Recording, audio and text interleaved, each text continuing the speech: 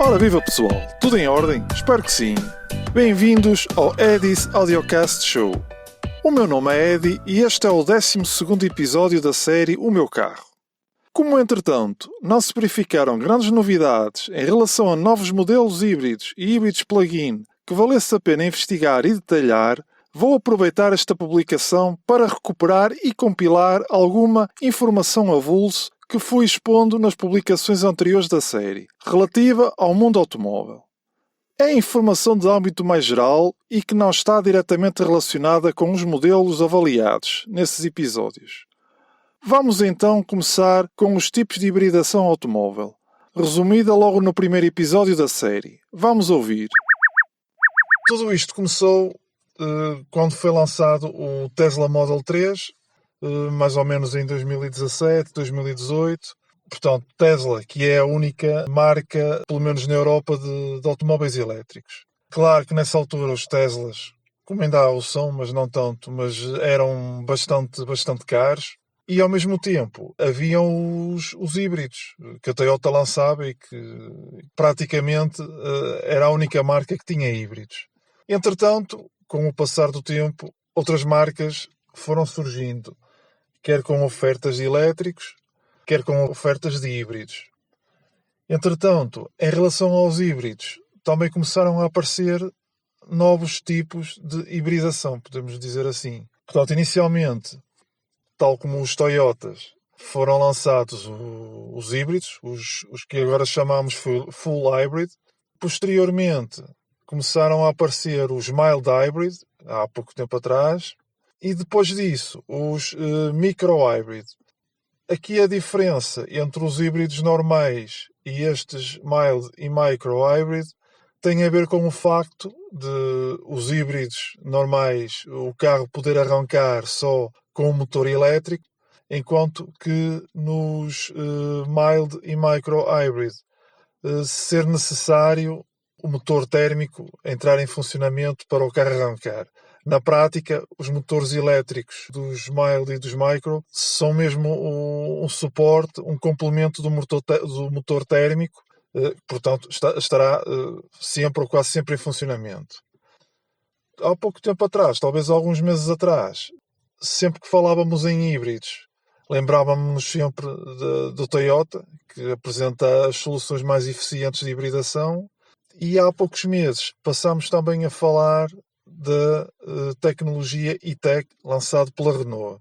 Esta tecnologia E-Tech funciona como os híbridos Toyota, ou seja, o motor elétrico arranca com o carro, tem força suficiente para arrancar com o carro. No entanto, o funcionamento interno deste modo de hibridação é diferente.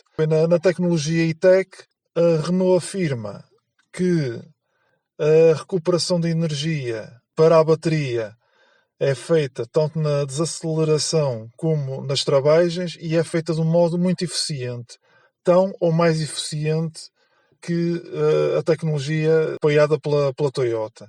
Para além disso, a poupança a nível de combustível será tão boa como a da Toyota, porque diz a Renault que em trajetos citadinos chega-se a poupar 40% de combustível e o motor elétrico é utilizado cerca de 80% das vezes. 80% do tempo de utilização total do automóvel. Portanto, estamos aqui a ver que há uma séria competição entre a Toyota e a Renault no que diz respeito à eficiência de hibridação, ao fim e ao cabo. A Renault, para além de ter a tecnologia E-Tech em híbrido normal, também o tem em híbrido plug-in. Muito recentemente e curiosamente, uma outra empresa do grupo Renault, ou da aliança Renault, podemos chamar assim, que estou-me a referir à Nissan, também apresenta uma nova tecnologia de hibridação que é a e-Power.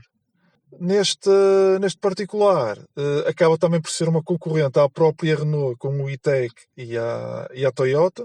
E a Nissan afirma que, neste caso, também há uma poupança substancial de combustível. Isto porque, nesta tecnologia e-Power, para além de ser uma tecnologia normal de hibridação, em que, mais uma vez, o motor elétrico tem força suficiente para arrancar com o carro, acontece é que o motor térmico nunca é utilizado para provocar a deslocação do carro.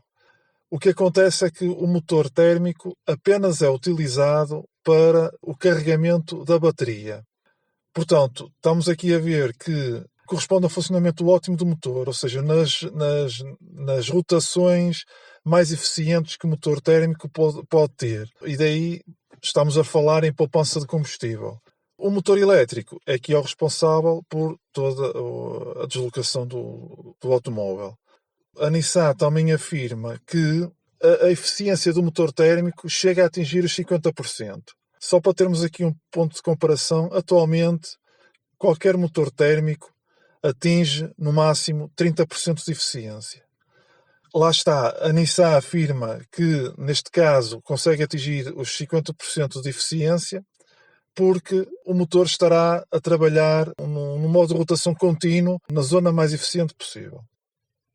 Para além destes tipos de hibridação, temos também os híbridos plug-in, que são em tudo iguais aos full hybrid, aos híbridos normais, com a única diferença de que, para além de terem uma bateria com uma capacidade maior, os híbridos plug-in dão a possibilidade de carregar a bateria diretamente a partir de uma tomada, quer seja em casa, quer seja num destes postos de carregamento que existem por todo o país. Portanto, isto traz-nos uma vantagem porque estes híbridos plug-in, logo à partida, oferecem-nos normalmente 40, 50 km de autonomia elétrica. E que, para além disso, são também complementados com a gasolina, não é? E do motor térmico. Tem um depósito mais pequeno do que um automóvel normal a gasolina, normalmente 30 litros, 35 litros, mas isto complementa a autonomia em elétrico que o carro tem e, por outro lado, também faz-nos perder um bocadinho aquela ansiedade em relação à própria autonomia elétrica do automóvel. Nesse mesmo episódio, também falei sobre a eletrificação automóvel e as infraestruturas de carregamento elétrico. Vamos ouvir. Ao longo do tempo foram também aparecendo outras marcas conhecidas, a oferecerem-nos carros elétricos também. Olhando para o sucesso que a Tesla foi tendo ao longo destes anos e continua a ter, as outras marcas perceberam que possivelmente o caminho será este, será a eletrificação, e começaram a oferecer mais carros elétricos, mais carros híbridos, e essas marcas, até já algumas já se comprometeram para, dentro dos próximos 5, 10 anos, deixarem de construir carros apenas térmicos, quer gasolina, quer diesel. Em relação aos carros elétricos, a evolução também tem sido até rápida, principalmente no que diz respeito ao ponto crucial desses carros, que é a bateria. Portanto, inicialmente, os carros elétricos apresentavam baterias de níquel, que nem sequer eram refrigeradas. Posteriormente, apareceram as baterias de lítio.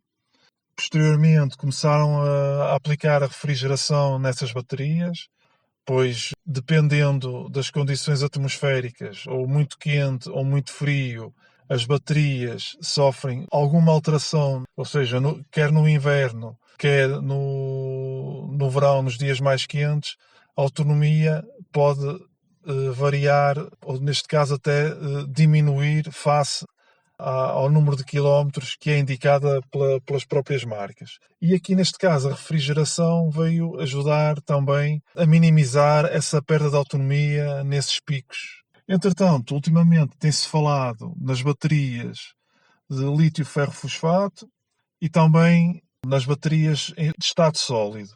Portanto, isto tem tudo a ver também com a própria densidade energética das baterias, pois o objetivo é que se consiga mais autonomias em baterias cada vez mais pequenas.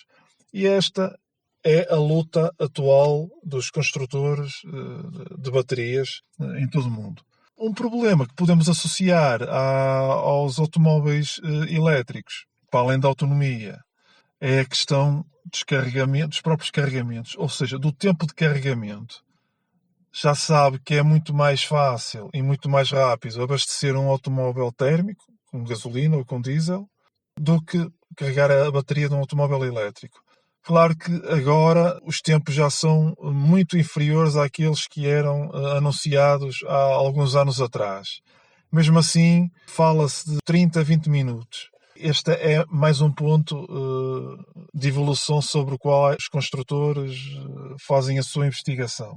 Para além disso, também temos a questão da própria infraestrutura que está criada em cada país, mais concretamente os postos de carregamento dos automóveis elétricos, que ainda não estão numa fase de maturação. Isto porque a oferta não é assim tão grande, tirando eventualmente os grandes centros. Nas zonas mais desertas do país é difícil encontrar postos de carregamento. Depois temos a questão da manutenção desses próprios postos de carregamento, a questão da informação, quer por aplicações, quer na própria internet, do estado dos postos de carregamento, que nem sempre corresponde à realidade. Portanto, ainda há aqui uma série de fatores que, pelo menos a mim, me fazem um bocadinho ficar de pé atrás em relação aos veículos elétricos.